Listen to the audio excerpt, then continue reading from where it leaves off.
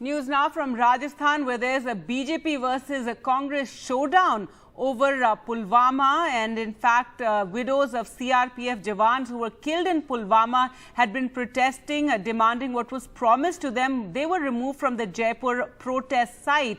Also, BJP leader Kirodi Lal Meena has been detained, and Ashok Gehlot, the chief minister, has accused him of using the widows for this protest. The widows were protesting outside Sachin Pilot's residence, and they were removed at 3 a.m. by the Rajasthan police. Let's go across to Harsha for more on this. And Harsha, this issue has been underway for some time. The widows have been demanding what was promised to them by the Rajasthan government. Earlier, you had, the Defence Minister Rajnath Singh also calling Ashok Gehlot, but now it's again you have a BJP leader being detained, and the widows who were protesting were removed by the Rajasthan police.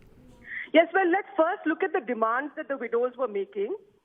Two of the widows were saying that since their children are minors, a relative, that is the husband, the late husband's brother, should be given the job.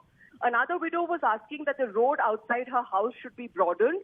Another widow wanted that a statue of the late husband should be installed, and a school named after the husband. Now, what has been the Rajasthan government's look? Several ministers have come to meet them. Two are from the Sainik Kalyan, that is the ministry that looks at the welfare of army soldiers, CRPF and paramilitary. Now, both these ministers said that there was no problem with any of these demands and it would be worked out. The widows, led by Kirodi Lal Meena, then said that, look, till the demands are not made in writing, we will not agree to it. So this was the situation on the day before. After that, Chief Minister Ashok Gehlot tweeted, and he raised some very valid points.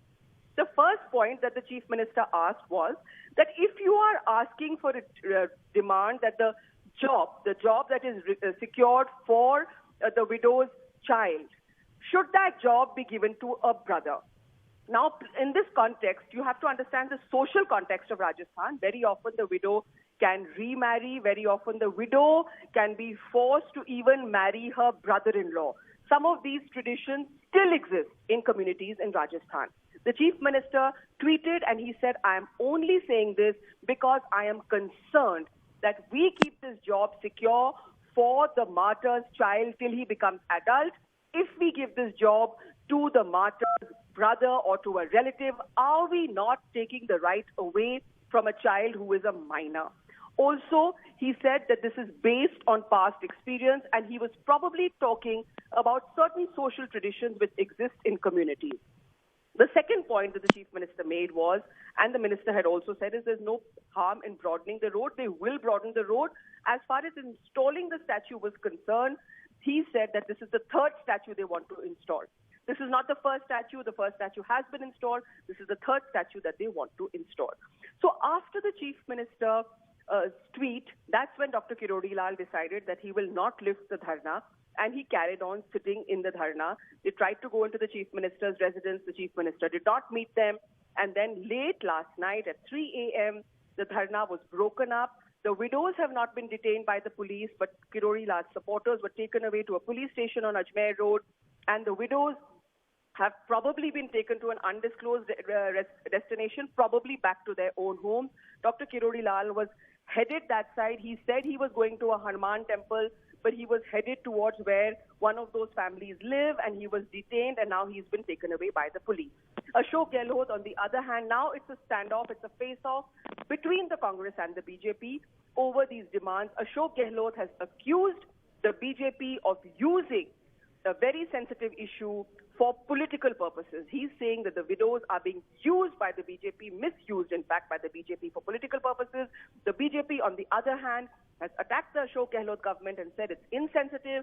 They're not listening to widows who have lost their husbands in what was an absolutely terrible act of terror, an act which had the entire country, absolutely aghast.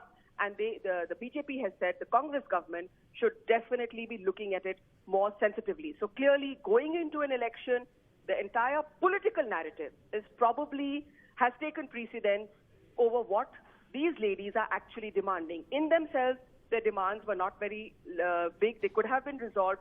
But the political narrative now has taken over this issue, and we see there's a BJP-Congress standoff on the issue.